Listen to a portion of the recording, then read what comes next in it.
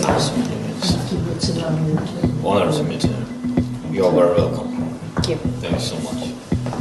And today I'm proud to announce the transfer of an additional amount of over $1.2 billion. That's the first tranche of about $10 billion in direct budget support that the United States will provide in the coming months.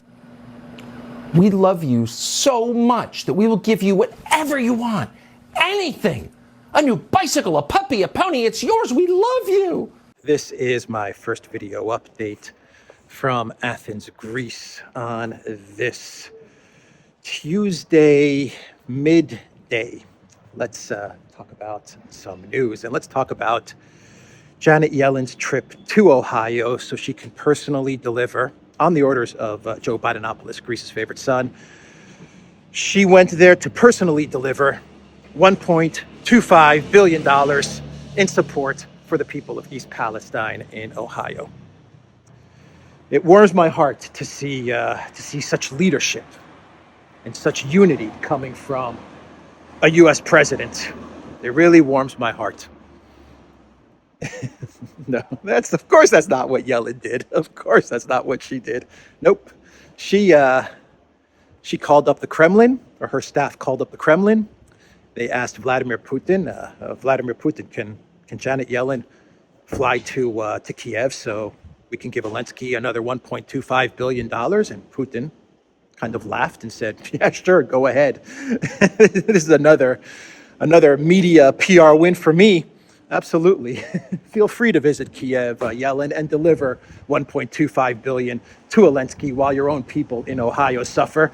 And so she got on a plane, flew to Kiev, and personally delivered $1.25 billion to Zelensky, which is part of a larger $12 billion package that is going to go to some weapons and paying for some energy stuff, and something like 10 billion, the remaining like 9 or 10 billion of that money is going to go to government costs, government expenses. That money is not going to be washed, is it? No, of course not. You can absolutely trust Ukraine to use that 9 or 10 billion dollars to pay for government expenses and government costs. Oh man. So let's see what Yellen had to say. Let's see here. This was an unannounced trip to the Ukraine capital, and Yellen said that she wanted to highlight the White House's close partnership in providing economic and budgetary support for Kiev during her meeting with Zelensky. An unannounced trip. Yeah, right. We already know that she had to get the permission of the Kremlin to fly to Kiev. And she said, our support is not charity. It's an investment in global security and democracy. She said, echoing Zelensky's own words to U.S. lawmakers during his trip to Washington, D.C. in December. The secretary added that U.S. assistance would continue, take a guess, it would continue for as long as it takes. For as long as it takes. I mean, they all say the same freaking thing. They're now starting to pull out lines from the script that was handed to Zelensky when he spoke to Congress. They're recycling those lines as well. The support for Ukraine is not charity. It's an investment. Yeah, absolutely. An investment in who? An investment in who exactly? Oh man. Anyway, that's Yellen going to Kiev to personally deliver $1.25 billion. Now, she didn't have to go there in person to deliver this money, but the situation in Bakhmut is really, really bad, and the Ukraine military is in deep trouble. The Zelensky regime is in deep trouble. And they had to send someone to Kiev to give Zelensky something so that they can present the picture that the Biden White House is absolutely committed to Ukraine, no matter what happens. They're in it for as long as it takes. And they wanted the EU partners who are also invested in Project Ukraine to see Yellen traveling to Kiev and delivering this money so that they don't start to have any doubts about their investment in Ukraine now that they're seeing the situation in Donbass and in Bakhmut. That's why she went to Ukraine. This was all about delivering a message to the EU partners that the Biden White House is still committed to Zelensky and to Project Ukraine, even though things are looking very, very bad in Bakhmut. And just the other day, Zelensky fired his commander in Donbass. And it looks like that Zelensky is preparing to throw that commander under the bus and to pin the blame of Bakhmut on this commander. That's what it's looking like to me. And the situation in Bakhmut is really bad. It's within a matter of days that it will be completely encircled, if it's not already encircled. And Reznikov, the defense minister, who should have been fired, but the Pentagon stepped in and kept him on board because he was making a lot of money with his 400 million food supply contracts. They kept him in place, and he came out with a statement saying something like there's only 2,000 or 2,500 Ukraine military in Bakhmut, so it's not a big deal. I don't think that's true. Maybe it is, but I don't buy that for a second. I imagine there's a lot more Ukraine military trapped in Bakhmut, and if they don't get them out like this minute, then then those pincers in the north and south, they're going to shut, and there's going to be no way for the Ukraine military to get their soldiers out of there. So this is looking like a colossal, catastrophic military strategy or play from Zelensky. And the collective West media was telling us that he was Churchill and name me a great military strategist. I don't know, Churchill and Napoleon and all of these people wrapped into one. That was Zelensky, wasn't it? That's what the mainstream media was telling us, right? He's an incredible military strategist. Another mainstream media lie. Tori Newland, she understands that the EU partners are getting very nervous about the situation in Ukraine over Bakhmut. And she was at a meeting, at a panel discussion hosted by the U.S. Chamber of Commerce. And she tried to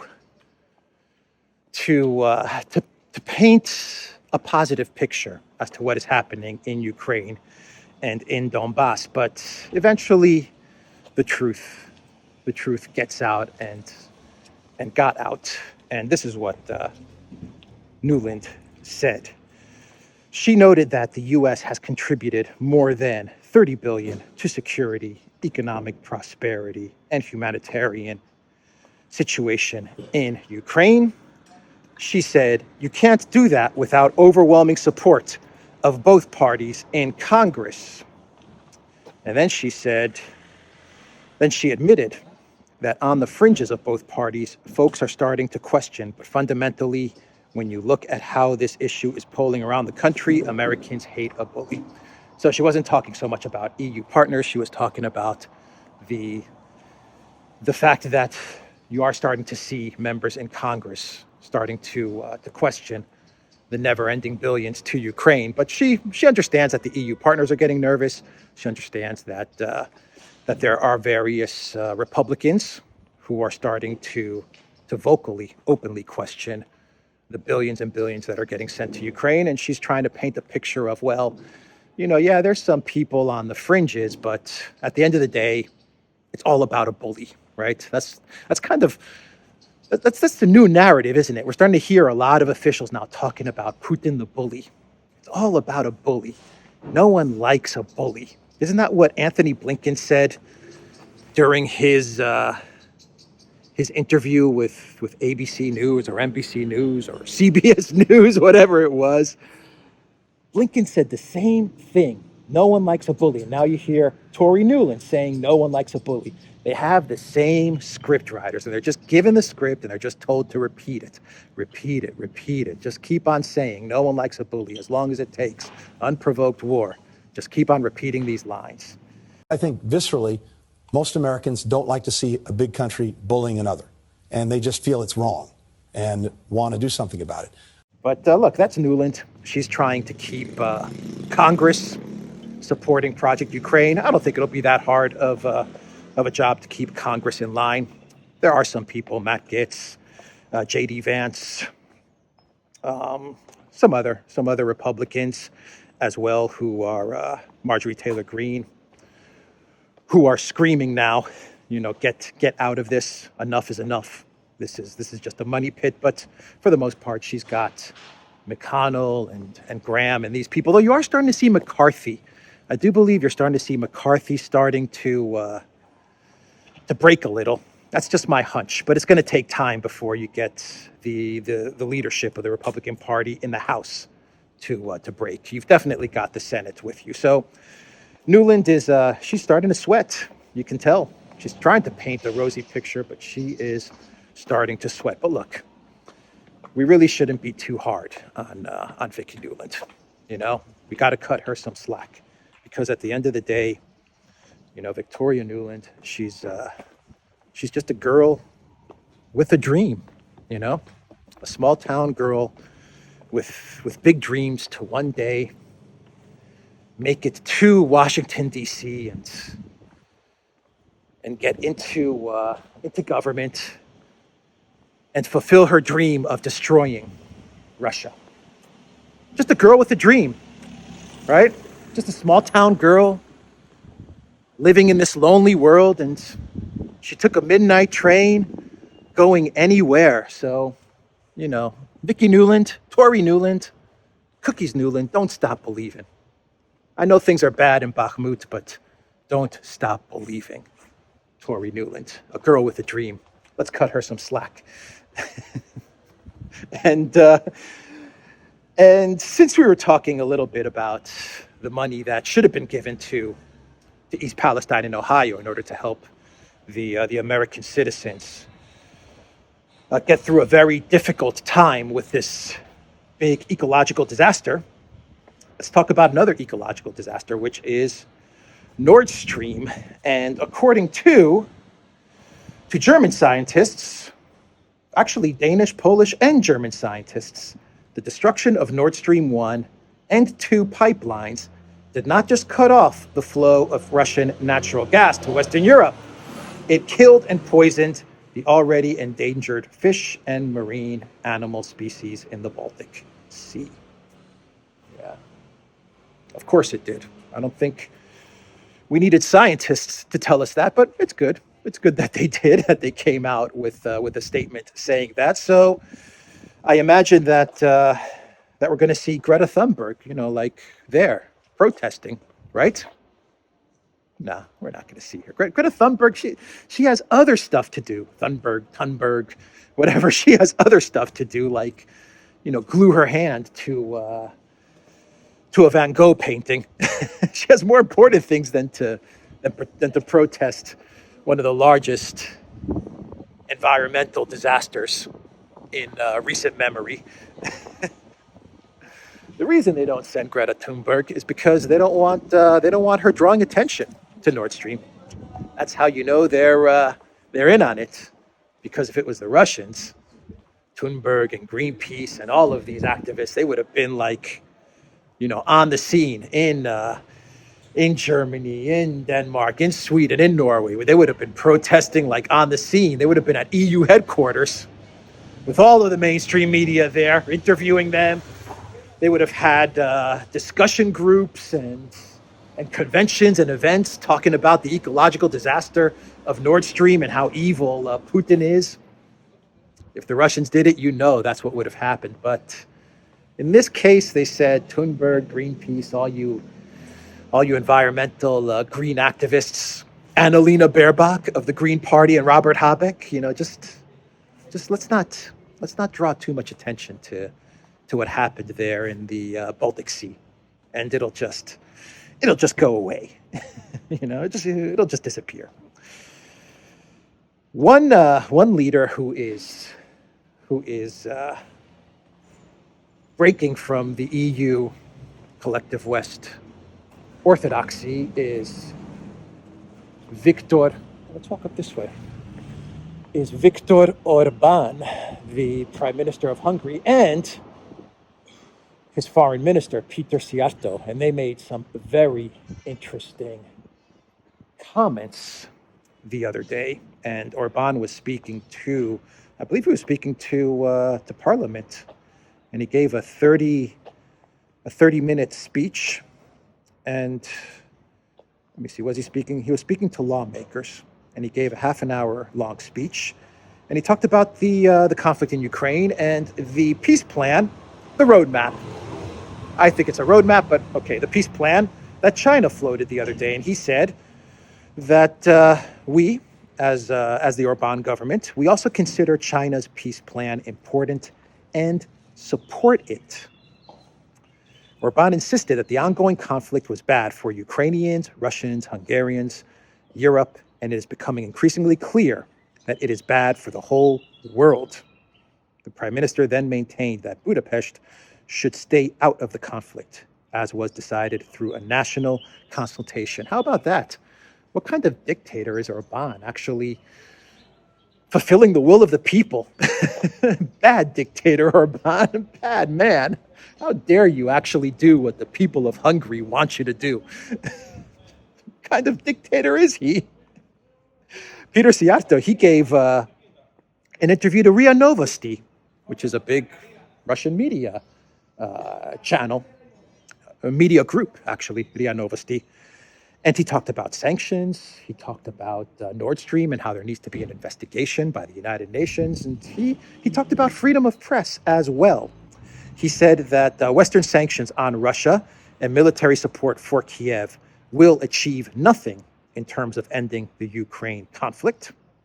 The goal cannot be achieved by sanctions, that is, of Ukraine winning. The goal cannot be achieved by sanctions or weapons shipments, but only by reaching a peace settlement, reiterating Hungary's longstanding position that Moscow and Kiev should agree to an immediate ceasefire. The foreign minister went on to lament that not everybody agrees with this line of thinking. He described it as deplorable that when somebody stands for peace, they are immediately branded as a Russian supporter. Yeah, funny how that is, huh? People that want peace are supporting Putin. Putin's a bad man, and everyone knows that. That when you want peace, you align yourself with the bad man, right? War is good, peace is bad. And then he talked about freedom of the press, and I thought this was interesting because I think he gave these statements as a kind of way to sound off about Samantha Power and her trip to Budapest, where she rounded up a bunch of journalists to get them working on some sort of a regime change in Hungary. So I think that Peter Szijjártó, this is kind of his reply to the planned problems that Samantha Power brought to Hungary and is about to plan for the Orban government. He said that the EU's declared support for media freedom clashes with its actions in a confusing way, commenting on the blacklisting of Russian journalists in the latest round of sanctions. He then said that the Hungarian government is criticized by Brussels for allegedly not protecting the media. The only reason for this criticism is that unlike in every other part of Europe, in Hungary, the media is really colorful. If you look around in Europe, 98% of the media is liberal and the rest are the others, he claimed, while acknowledging that his words may be a small exaggeration. The foreign minister noted that in Hungary, the media is split roughly in two halves between liberal and conservative outlets. But the West and the liberal media consider that to show a lack of press freedom. So those who are judging us for media freedom, these are the people putting journalists on a sanctions list. For me, it's a bit confusing, he concluded. You can also throw in there Julian Assange as well, and I think that confuses things even more. But he's 100% right. 50-50 in Hungary. I don't know if that's really the case, but if it is a pretty much an even split of conservative, liberal, and other viewpoints, libertarian, whatever the viewpoints are. If it's nicely distributed, if the media has a lot of different viewpoints, that's a good thing. But not for Brussels, not for the EU, not for the Biden White House. It has to be 98% what we want you to say, and then leave 2% to get out there and just and talk about what they want. We won't bother 2 or 3%, but 97, 98%, they have to repeat the lines that we tell them to repeat. Unprovoked war, as long as it takes. Support for Ukraine is not charity, it's an investment. And Zelensky is a great military strategist. Blah, blah, blah, blah.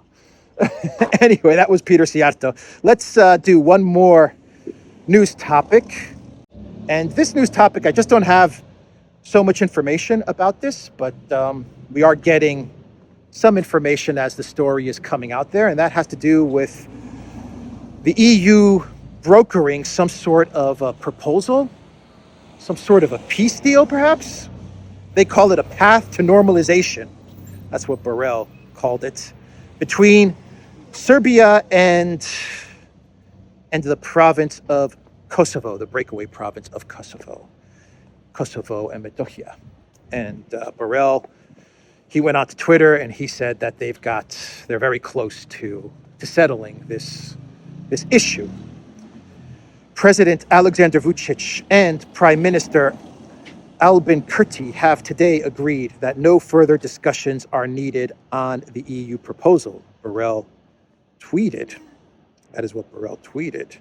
And the EU envoy to the Balkans, Miroslav Lajčák, said that we have made some progress today, but more work is needed. Kurti, he told reporters that the agreement was not signed because Vučić, the Serbian leader, refused to do so, even though he agreed to the EU proposal. I offered to sign it formally, but Serbia was not ready, he said.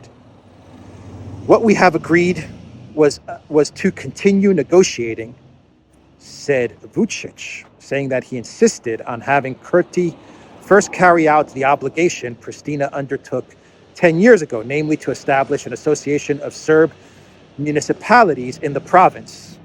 He said another meeting will take place on March 18th and that the European Council will discuss the situation on March 23rd and 24th.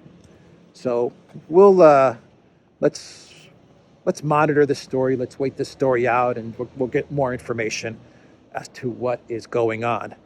But this is going to be a very big deal. It's going to be a very controversial development. I imagine it's going to be very controversial if